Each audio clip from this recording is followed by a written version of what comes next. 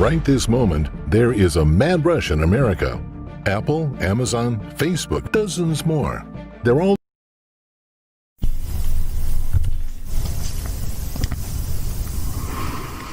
Here's what your birthday means. The day you were born is very important for you to know yourself, since every day has a different impact on our personality.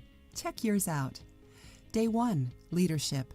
It's the first day, so these people are born leaders with good logical reasoning and a broad vision. Anyone born on this day can talk a little bit about everything. On the other hand, people born on this day can be bossy and refuse to settle for lower positions. Day 2, diplomacy. Anyone born on this day likes working in groups and takes orders very well. They always try to bring people together. They also value their family a lot. On the other hand, they tend to underestimate their own capabilities. Day 3, popularity. These people are excellent with communication skills, especially public speaking. Although they may seem irresponsible, they are very fair, responsible, and helpful. Throughout their lives, they may experience lots of frustration and suffer from neurological diseases. Day 4, persistence. People born on the 4th day are dedicated and disciplined. They have no problems focusing on their goals. They are very attached to tradition and may even feel sick when they don't accomplish what they want. Day 5, versatility. People born on this day are fun, happy, daring, and imaginative. They are super versatile and love their freedom. Whenever they're encouraged, they can achieve incredible results in their professional lives and be very innovative. Day 6, love. Anyone born on this day is sensitive and attached to their family. They are also very sensual people. Due to this, they try really hard to find relationships and sometimes get frustrated. They do their best when working in the social, religious, decorating, or cooking area. Day 7, inspiration. They are very into spirituality. People born on this day like to think about philosophy, education, and abstract subjects in general. Since they are perfectionists and very dedicated, they shouldn't get married until later in life, after they know their partner very well. Day 8, material success. These people are organized, practical, and very dedicated to their business. Therefore, they are very likely to make a lot of money. They either work alone or with large amounts of money. Day 9, humanism. These people want to make the world a better place. They are liberal, brave, and unable to become attached. They deal well with defeat, but aren't any good at relationships. They work really well in social areas, especially charity. Day 10, self-confidence. The people born on this day are known for being attractive, charismatic, and independent. That may be the reason why they are such good leaders and people are normally jealous of them. They should develop their spirituality in order to learn how to deal with bad energy. Day 11, harmony. They are very loving people who love their home and have a hard time living alone. They are dreamy and plan more things out than they follow through. Like this, they should spend more time with practical people in order to be more successful. Day 12, self-expression. They're natural communicators. These people are always busy and enjoy multitasking. Since they're good at giving orders, they may do well in politics or planning events. Day 13, expertise. Anyone born on this day is meticulous, systematic, practical, and hardworking. They work well with their hands, fixing things, and also with machines and technology because they're quick learners. Due to these characteristics, they may do well in public administrations, engineering, or the industrial area. Day 14, understanding. People born on this day worry about understanding facts, ideas, and people. They're great at investigating and always focus on the current moment. They don't worry much about the future. They're good businessmen and would do well in the financial sector or as real estate agents. Day 15, personal magnetism. The people born on the 15th are charismatic and sociable. Generally, they're the center of attention. Because of this, they have a good number of contacts that can bring them interesting opportunities. They are cheerful and artistically inclined and may be good in that area of work. They may also be good at events or areas that need networking.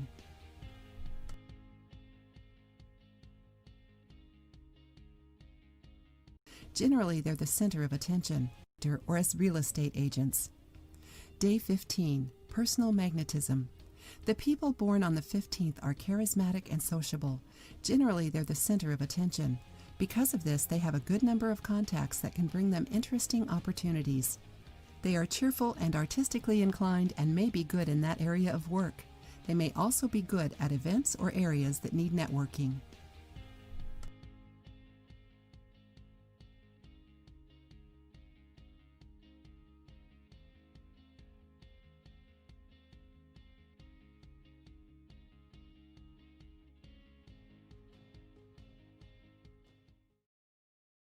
Hello everyone! Did you know that you can earn online with FBS by trading currencies?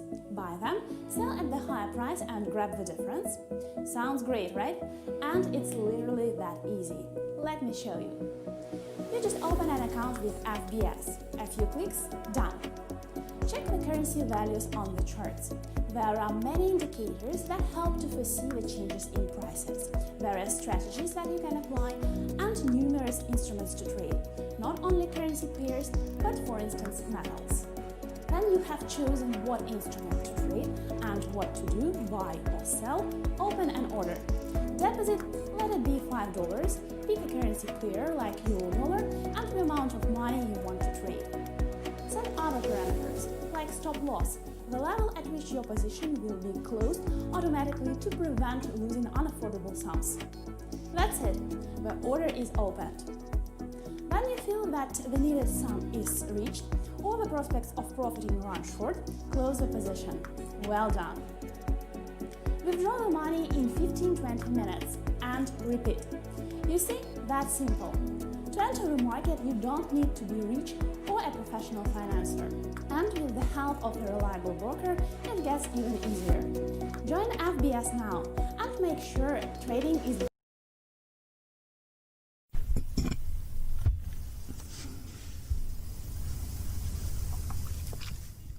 Find out what your birthday means, Part 2.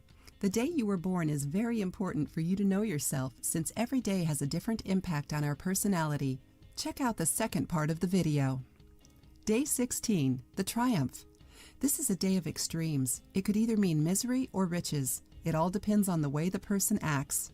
People that follow the law, have a good heart, and work honestly will be very successful. If they don't, they will suffer greatly. Day 17, Insight. People born on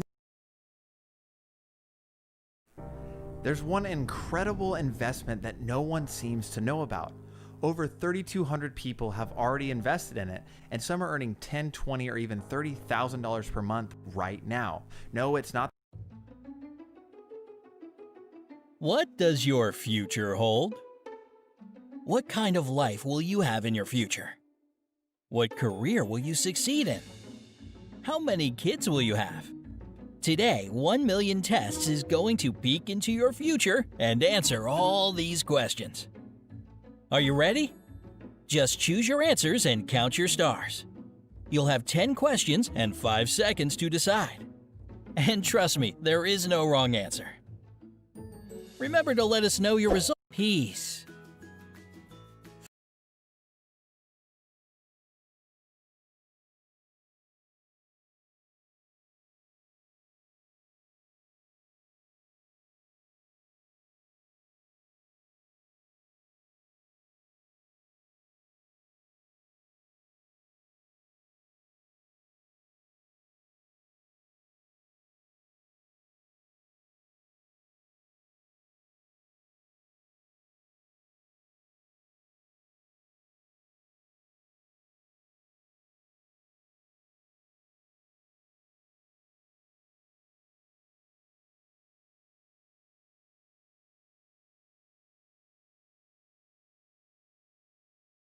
Curious in that way. But what if we said that you could find out a lot about your future life partner just through your name? Sounds intriguing, right? So grab a pen and a piece of paper because it's test time. The Simpsons have been known to have a writer's room full of modern Nostradamuses. Nostradami? Anyway, the point is, these folks are fortune tellers on a level we haven't seen since biblical times. So what does King Homer and the gang have in store for us in 2021? Let's look at some times The Simpsons saw into the future and why some folks are freaked out about what they see coming for 2021. Since the dawn of Homer, we've seen The Simpsons make predictions from Super Bowl wins to NSA surveillance scandals to tiger attacks and magic shows. Sorry, Siegfried and Roy, but to be fair, you didn't need to be The Simpsons to see that one coming. Just in the Season 6 episode Lisa's Wedding alone, they predict video chat, smartwatches, and the construction of the Shard building in the London skyline 17 years before it was built. It's not just the older classic seasons either. In Season 21, they had Homer on the US curling team beating Sweden for gold 8 years before the exact matchup in Pyeongchang. In Season 23, they knew Lady Gaga would be in the Super Bowl halftime show, although when she did, she didn't take their cue on a fireworks projecting bra because, well, you know, divas probably. Even when they're wrong, they're right. When Season 11 came out in 2000, would you have expected to picture President Donald Trump conceding to President Lisa? We've inherited quite a budget crunch from President Trump. Hey, don't get mad at me. I voted for Kodos. While we're on voting, they predicted in 2008 voting machines where people try to vote for one candidate and the machine selected another, only to have that happen in the very next presidential election when a voting machine wouldn't let a voter select then President Obama. It didn't count, relax. How about some science? Homer becomes an inventor in the 10th season and writes an equation on a chalkboard. Years later, when scientists discovered the Higgs boson, also known as the God particle, look it up, nerds. Well, it turns out that the mass was similar to Homer's work. Three-eyed fish in rivers, mutant tomatoes, stealing grease for cash, it's all been thought of by the ghosts of Springfield past. You might call them writers, but I call them prophets of Evergreen Terrace. Oh, and did I mention that they also called Disney acquiring the rights to The Simpsons themselves? Smart like a group of 20th century foxes. So what has the internet community all up in arms? Well, I mean, besides that, and that.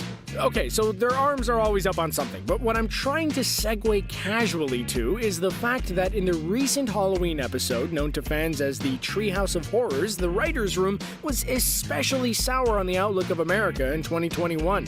Oh, haven't we had enough of this year? Well, someone left some black licorice in their candy bowls because they painted a pretty bleak picture of where America will be in a year's time. Firstly, they start us in nice and casual-like with a general apocalypse since Homie forgot to vote.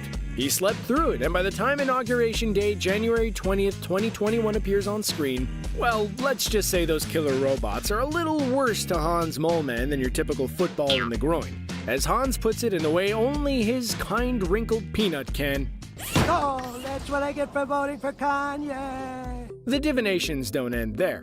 Fans have noted after the election that the map actually shown on screen in the episode pretty closely matches what the final electoral college map ended up being. Some of the states that flipped from red to blue match up. This could be a sign that someone in Springfield is a close observer of substandard polling, but fans are not convinced. How the creators of the show know this information is anyone's guess. Maybe these oracles traded their souls for donuts, or perhaps guest star Lucy Lawless put it best when she said, "A wizard did it." Sure, we could flatly assume that they're just a bunch of soothsayers who landed a cushy Hollywood job to settle their outstanding gambling debts, but that would just be too easy.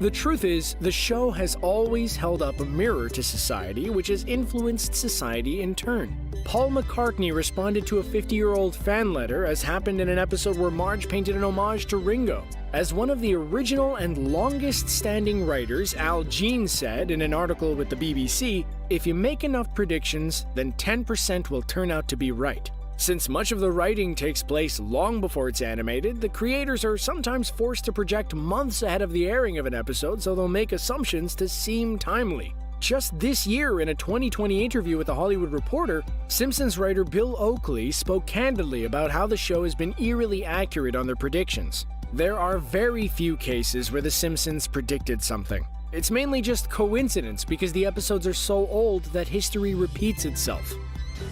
We're through the looking glass here, people.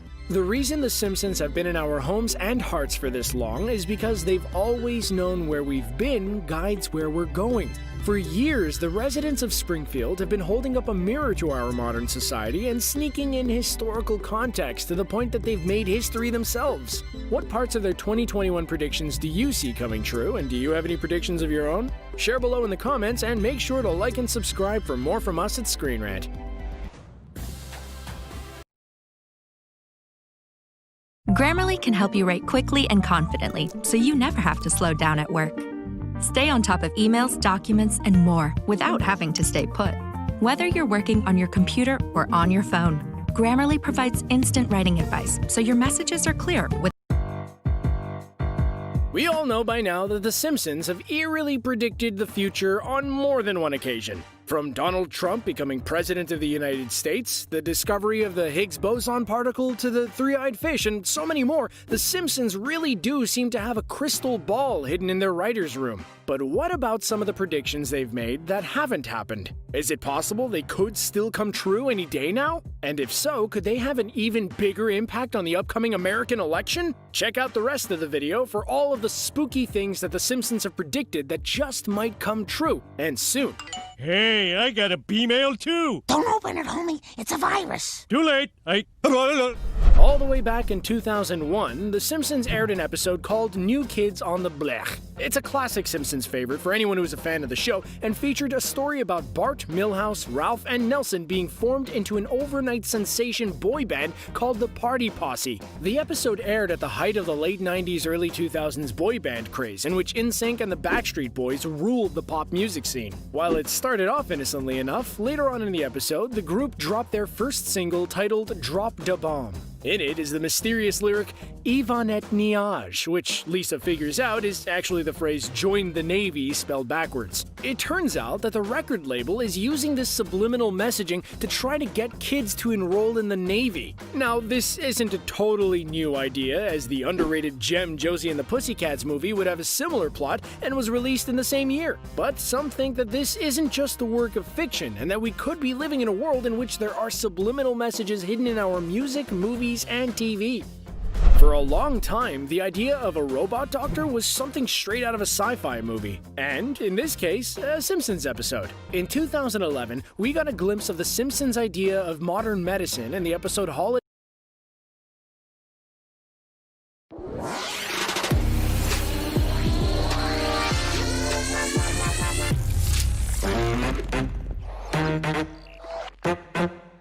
Did The Simpsons predict the 2020 election? Now that we know that Biden has won the presidency, we have to take a better look into this statement and if it's really true.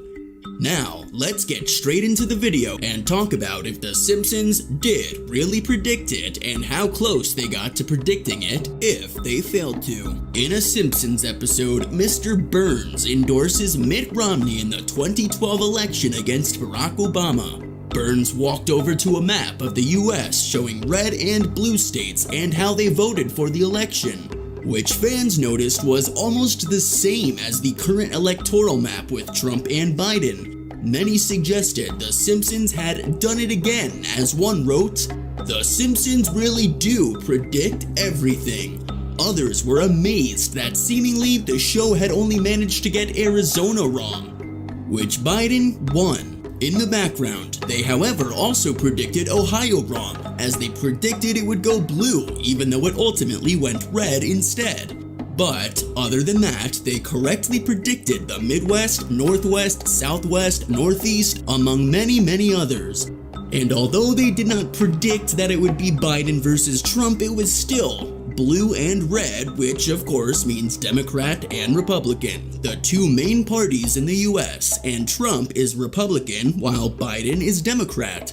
However, in another episode where they talk about the election, Trump actually ends up winning, and as we know, that did not happen. In this episode, they also hint on another thing that has become huge throughout this election, which is that every vote counts. And as we've seen in several states, there have been some pretty close winners in places such as Georgia and Arizona. But The Simpsons have also seemed to guess what will happen after the election and all the crazy things that will go on. In an episode that actually just came out about a week ago, on October 31st, 2020, which is Halloween, there was a special Simpsons episode that went over this year's election and how Homer could not decide who to vote for. But then the episode cuts to Inauguration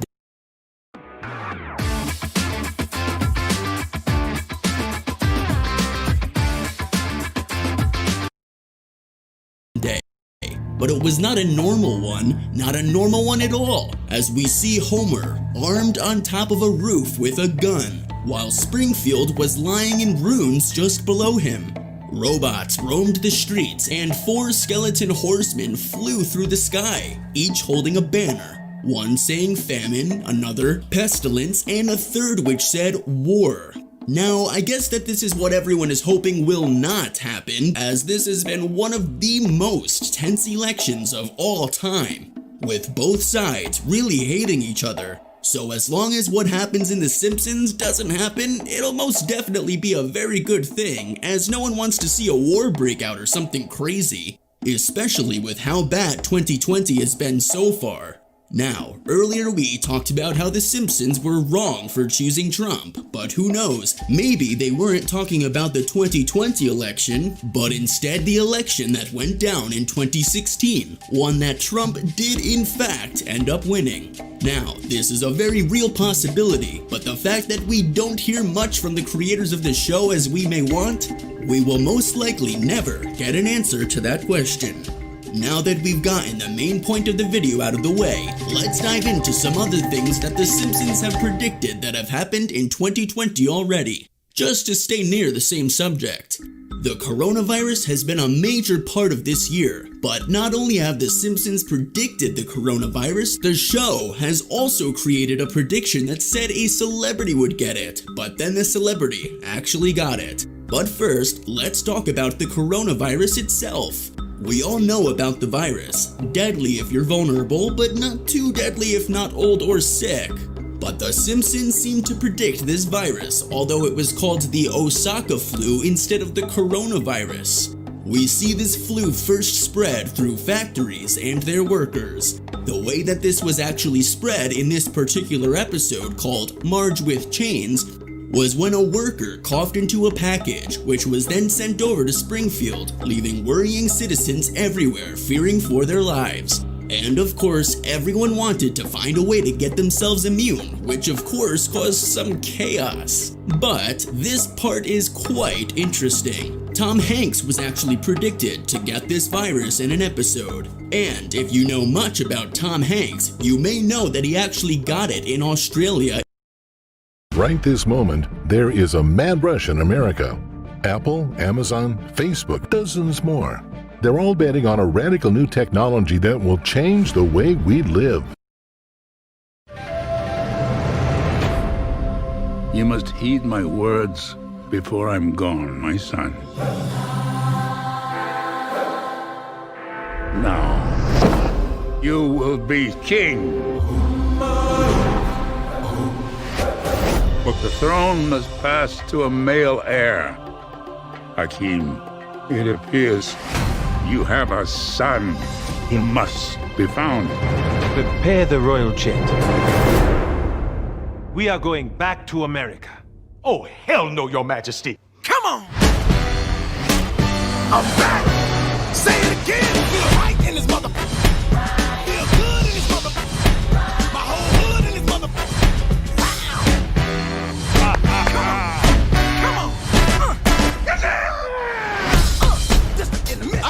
his shop. That's funny in hell. Well. Say it again.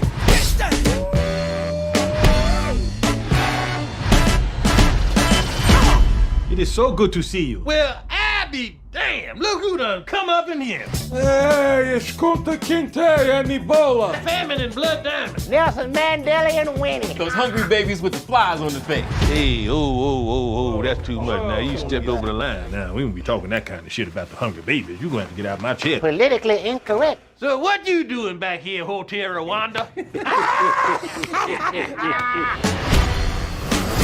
I'm back. Say it again. Feel good. Bang.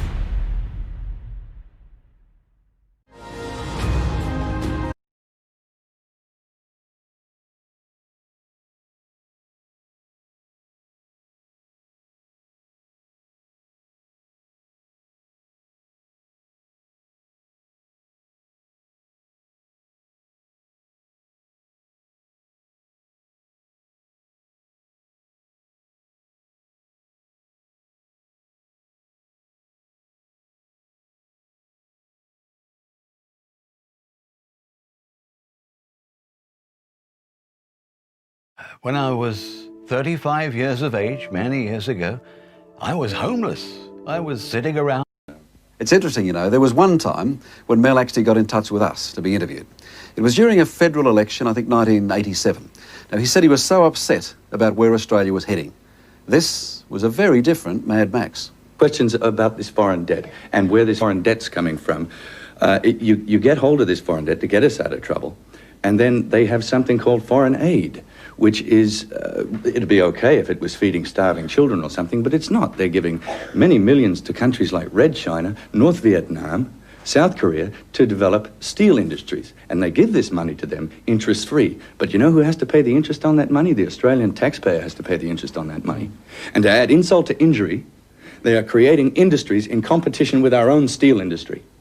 Now, they're telling us from both sides to be more productive, stick together, get in front, be more productive, get ahead again, and at the same time, they're slipping a quid overseas to make sure that they successfully stifle our own industries. You're obviously hot under the collar. I am damn hot under the collar, and I care about this nation. And I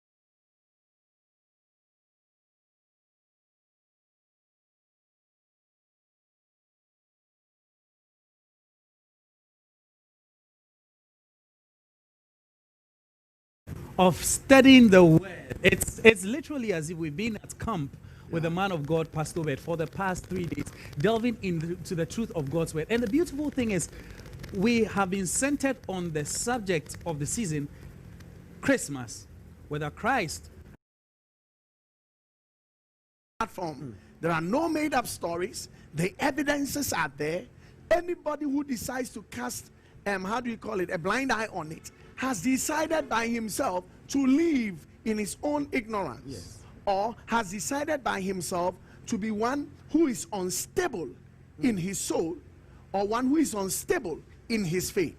The evidences are there. What do you say to the things that I'm talking about? You can't fight them. You only wake up to the truth of the things around us. Now, remember that when Architect Sharif was speaking, he said that these monuments are memorials that are built. That is the reason why Ishtar was the one who originated that idea. And before the Egyptian kingdom ever arose, remember that the first kingdom was the kingdom of Assyria, which was started by Nimrod. That's right. So it was a borrowed culture. And this thing, as we're talking about, has been borrowed over the years with the dispersal of human beings and their governments into the rest of the earth, even till this date, as we sit here talking. Now, so let's get back to the story so that people are able to appreciate the spirit behind the Christmas tree. Somebody says, so this obelisk and the Christmas tree, what has it got to do with me? Right. Don't forget that in the book of Deuteronomy, God said, you shall not bring the accursed thing into your home. That's right. He said, you shall not bring the abomination into your house. Now, if it was just that you shouldn't bring the accursed thing, that would have just been okay. But he said, when you bring it in, you will be like the accursed thing. So the very nature of the accursed thing takes on the personality of the people in the house. Mercy. Then number 2, he said, you shall detest it. There are very few places in the Bible where God speaks doubly. He said, you will abhor it and you will detest it. Neither shall thou bring an abomination into your house, lest thou be a cursed thing like it. But thou shalt utterly detest it, and thou shalt utterly abhor it, for it is a cursed thing. Now we're going to prove by scripture that the obelisk, that the Christmas tree has got nothing to do with Christianity, and we shouldn't allow it in any of our temples, in any of our meeting places. It shouldn't be anything we should entertain. And we're going to show by truth of scripture how that God himself said that the obelisk is an accursed thing. So Ishtar now says, when she slept, Nimrod, who became the obelisk, that is actually a manhood. Technically, I'm sure Architect Sharif will throw a lot of light when we begin to talk about phallic poles, because the obelisk is a phallic pole. And anybody who wants to understand what a phallic pole is should quickly just pick up a simple dictionary and type phallus or phallic pole. Anytime you hear the word phallic or phallus, we're looking at the male sex organ. So Ishtar was right in this wise to say that Nimrod died, and at his death, he became the obelisk. Hear the story. It was Nimrod who started the whole obelisk idea. So anytime you see an obelisk, you are looking at a city that is being ruled by a Nimrodic ideology. It's a city that is running on an antichristic ideology and perception. Okay, let's move it to the Christmas tree. So Ishtar gives birth to Tammuz. Tammuz now dies. And at the death of Tammuz, Ishtar weeps for Tammuz. And now comes back after 3 days to say that Tammuz has also transformed to become an evergreen tree. So we're looking at Nimrod becoming an obelisk, and the spirit within the obelisk getting Ishtar pregnant, Ishtar giving birth to Tammuz, and Tammuz dying by reason of an attack of a bear. And now after 3 days, she now also transforms and now becomes a tree. The evergreen tree. The evergreen tree. Somebody may say, where is all of this coming from? Jeremiah chapter 17, the verse number 2, Deuteronomy chapter 7, the verse number 5, Deuteronomy 16, the verse 21, 1 Kings 14, verse 23, and the big one, Ezekiel 8, the verse 5 to verse 6, 14 to verse 15. Now look at this. Please, the word Asherah, before you read your Bible, comes from the word Ashur. And in Hebrew, when you say Ashur, you are talking about Assyria. Yeah. So Assyria is what in the English terms is now said Asherah. So when you say Assyria, it is in the Hebrew term Asherah or Ashur. Now, remember that Nimrod is the one that started the kingdom of Assyria. Precisely. So when you go into the word of God, there is a pole that is connected to the kingdom of Assyria. In the whole of the scriptures, that is the only pole, because they were the ones that began it. Okay. It was Nimrod that started the entire Assyria pole ideology. How did he start it? He started it in Genesis chapter 6, where he said he was raising a tower and building a city. That was his ideology. So in Jeremiah 17, the verse number 2, the Bible said, when their sons remember, they remember their altars. So we are dealing with matters of altars here. And probably if you don't understand a lot of altars, then you may need to buy my book. Yes. Altars, Toolbox. Yes. And in that book, I deal extensively with the sensitivity of altars and how that altars are high places, and how that what stands in opposition to the church is the gates, which are altars, because Jesus said, I will build my church and the gates of hell shall not prevail against it. So the church is standing in a position with gates, high places, and altars.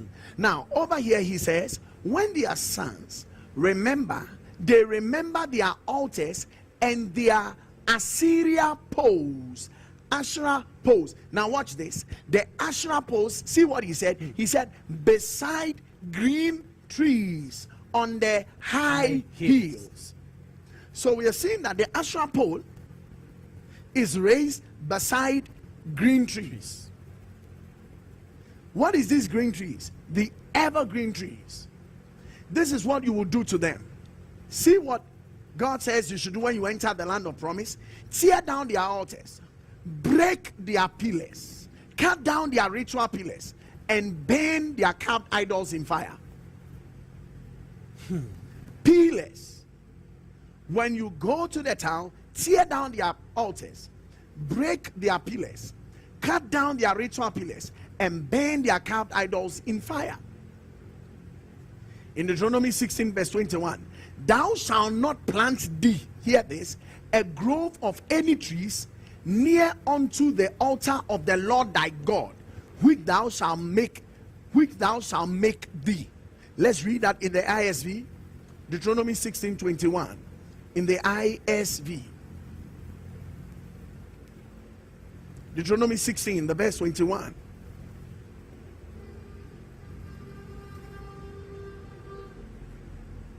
Deuteronomy 16, he said, you are not to set up a sacred pole beside the altar of the Lord your God that you will build. Don't set up a sacred pole. So watch this. This is the sacred pole. Remember that we saw that they were built by green trees. Now, whenever you hear the word groves, we're looking at trees. Yes. A grove is a field of trees. That's right. So now there is a combination of the pole and the green tree. And groves are actually places of high energy points, which are altar places. Now, from the background of rich understanding into the operation of high places, gates, and altars, you cannot overlook this. Every mature believer, and especially if you're a man of God, the moment you bring this pole to your altar, what are you trying to say? The Bible said you are not to set up a sacred pole beside the altar of the Lord your God that you will build. But here we are. We would go to churches today and we have these poles. We have the evergreen tree standing on altars. We're going to get further deeply. He said they erected in 1 Kings 14:23. They erected high places, sacred pillars, and asherim. Now, what is asherim? Asherah poles is one, and Asherah pole is one. In Hebrew, when you say asherim, you are talking about plenty of the Asherah poles. Is the plural? The plural. So he said they erected high places, sacred pillars, and asherim for themselves on every high hill and under every green tree. So now you begin to understand the Yule log. Yes. You begin to understand the Christmas tree. Yes. Now you also begin to understand how Santa Claus as a spirit is ignited for a visit. And why I was saying that, in having all of these representations around your home, you are actually raising altars and connecting that Christian home, the place of morning devotion to God. You are connecting this thing to a very satanic force and energy point. So watch this. When we read the book of Ezekiel chapter 8, the verse 5, we'll read it in the ISV, we'll read it in the Message Bible, read it in the Amplified Bible, and read it in the King James, all four versions. Look at this. Then he told me, son of man, look upward toward the north. So I look off toward the north. Suddenly, off toward the north, facing the gate that led to the altar, the image that provoked God's jealousy was standing near the entrance. Let's take it again. Then he told me, son of man, look up toward the north. So I looked off toward the north.